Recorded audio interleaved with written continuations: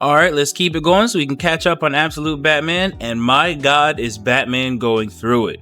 So just a month ago, he just got done fighting Black Mask and the Party Animals, beaten, blown up, burned to a crisp, thrown off a building, blown up again. It was crazy, and as he's barely healed from this, now he's dealing with the mysterious Arc M. This building being funded by some mysterious guy, and there's all kinds of creepy things going on in there. But before Batman could even get a glimpse of what that really was, he ran into Absolute Mr. Freeze, this elongated, cold, creepy looking monster that straight up annihilated him, and he's also in charge of this army of undead cold creatures. But it doesn't just stop there, as Mr. Freeze has helped this mysterious person get the genetic code of 92% of Gotham, and now almost 100% of the city is up for grabs to be experimented on, and we see the first test subject, Batman's own childhood friend Waylon Jones, who we know at some point will be turned into Killer Croc, which is already sad and we haven't even seen it yet. So as Batman once again has to save Gotham and his friends and try not to die in the process, on top of all of this, we are getting our introduction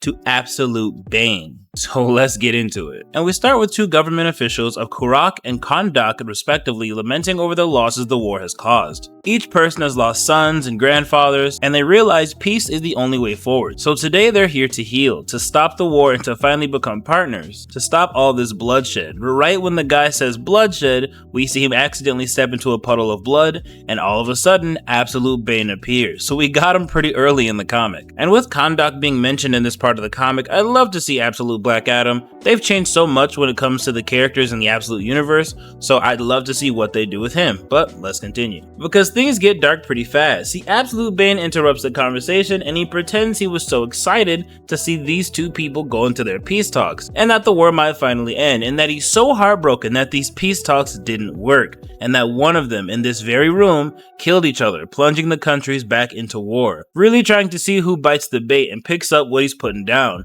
But the younger dude from Kahndaq isn't really hearing that. He's not listening to the threats. Omar just lost his sons, the war has caused too many casualties, and peace is bigger than— nope, Omar cuts all that shit off, I'll do it. Omar is a complete coward. He's not trying to hear none of that. He doesn't want to get stomped by this giant monster. So immediately Bane crushes the other guy's head as he wasn't willing to play ball. So right off the bat we know this Bane is huge, intelligent, and brutal. And as Bane continues to intimidate Omar, letting him know that peace is basically overrated and telling him exactly what to do to keep this war going, he gets a phone call. He is then summoned to Gotham. So it looks like we're about to get that clash between Absolute Batman and Absolute Bane. And this is going to be a clash of titans because Batman is pissed. See, Waylon has been missing for 2 weeks now, bit of a 2-week time skip, and Batman is upset at everyone. He doesn't know who did it, so he's been ripping apart the crime families, the Maronis, the Falcones. He's not hearing none of it. Gotham's running out of ambulances, they're using ride shares, they're using rickshaws, and they ran out of those too,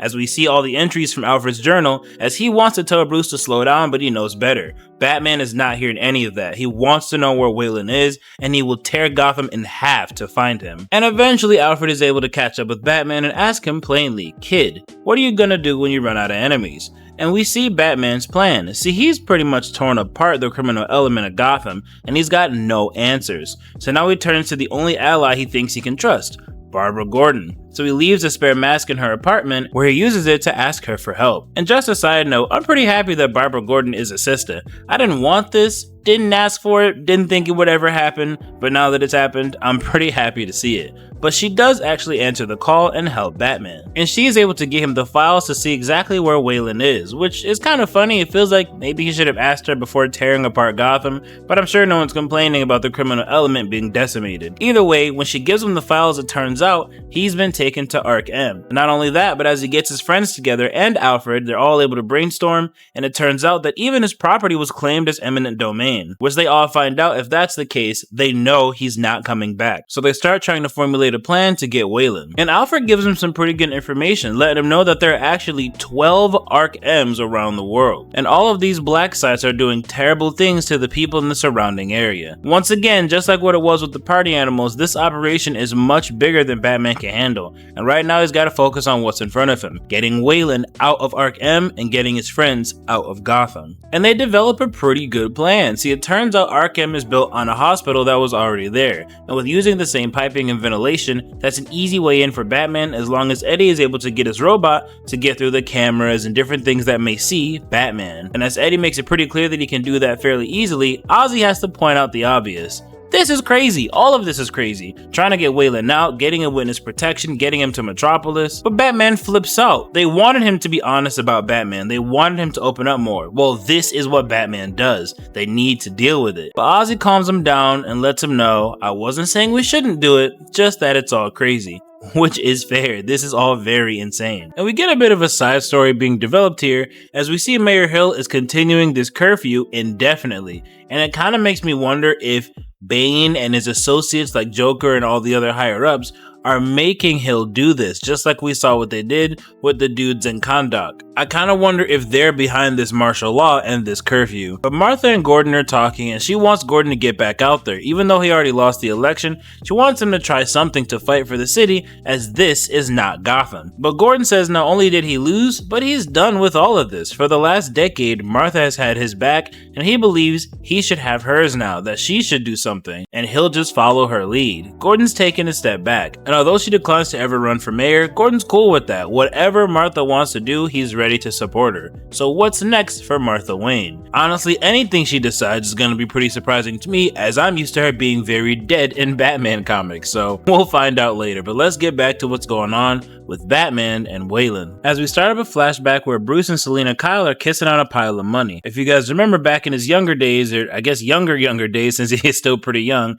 he was in fact a criminal. And we see Waylon knocking on the door, super excited that he got a big fight coming up. And I mean, it's a big fight. He's going up against the champ and he wants Bruce to train him. And Bruce lets him know there are dozens of guys he's currently training with that are far better than him. But he just wants to train with his best friend. And we learned in the last issue that he does in fact train Waylon Jones, and he's arguably a better fighter than Bruce is. So this dude's really got hands. And it's crazy that his little catchphrase for being on Team Croc is chomp chomp. I mean, man, were they on the nose about this guy becoming Killer Croc at some point in the future. Now we're back in the present. Now it's time to finally save Waylon, to go save our boy. Batman suited up, ready to go, and we get some development between Batman and Alfred. I've been paying attention to this relationship very closely as I'm waiting for it to at least kind of become the OG relationship, father and son, super close, damn near family. And we actually kind of see Alfred warming up to Bruce as he clearly wants to say something more sentimental, but Bruce is so closed off, so he leaves it at good luck as Batman dives in after saying thanks, comms are on, and it's time to save Waylon. And as Alfred is guiding Batman through all the pipes and ventilation systems, Batman believes he's really close, but Alfred lets him know he's 100 meters beneath the prison. What he's running into, it's not Arc M, but Bruce finally sees it. It's the real Arc M, this huge dark city, and I mean this picture, it made my stomach drop. It really encapsulated just how out of his depth Batman really is here. He had no idea what he was getting into, but here I think he finally feels the scope of what he's dealing with as he descends down into this dark city as Alfred tries to tell him to wait a minute. But it looks like the comms between the two has been cut, and a sudden wave of guilt actually overcomes Alfred as he realizes he could have done more than just say good luck to Bruce. He could have really warned him of what's to come, of the toll of trying to save your brothers and not being able to, of them becoming strangers, of the toll the war is going to take on Bruce, and how he's been exactly where Bruce is now. He could have given him real advice, a real warning, but he didn't. All he said was good luck, and now Bruce is down there alone. And with him going through the pictures, I was trying to really put together what he's really looking at. We see him looking at Bane with and without the mask and the injections that make him look like a disgusting monster, but we also see a picture of someone in an eye patch. So it made me wonder, are these the same people, and does he actually know Bane from the past? Or is the dude from the eye patch the brother in arms he's talking about? And is this Deathstroke? As Alfred is a bit older, and usually so is Slade Wilson. Is this our first look at Absolute Deathstroke? What is the relationship from these pictures? Maybe we'll find out a bit later, but first we gotta get back to Batman as he is lost and confused with no comms. And he runs into a creature he can't really explain, or at least the skeleton of one, and it really catches his eye as he's still trying to call out to Alfred. And Alfred can hear everything Bruce is saying, but he just can't seem to communicate. And Alfred picks up on something. For the first time, he hears fear in Bruce's voice, and he knows in moments like this, you're always alone. It's always just you and the monster, and we see the monster right behind him.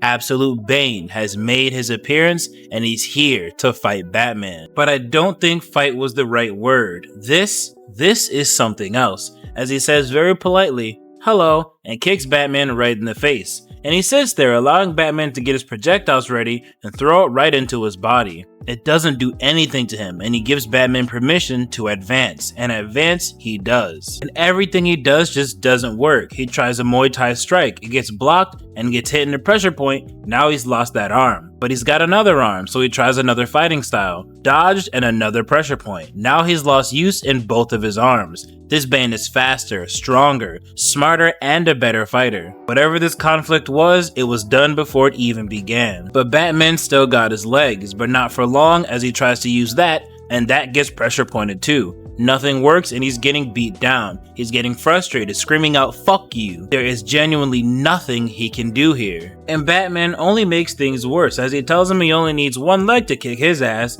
calling him juiced up only to be cut off, and Bane lets him know, No, I haven't even started using this stuff, but now that you mention it," and he decides to use it. And this is where we've gotten our famous Batman meme, as Bane becomes something completely grotesque. And as Batman falls to his knees looking defeated, asking, "What are you?" And he says, "Call me Bane. Welcome to your new home now. Let's get you prepped for surgery." He is so much bigger than this Batman, who was already so much bigger than OG Batman. He is the size of the Hulk, at least that's what it looks like, as he's choking Bruce with his thumb and his index finger. And the fact that he doesn't even need this form to fight Batman, the Absolute Universe, is absolutely insane. And this is where we end the issue.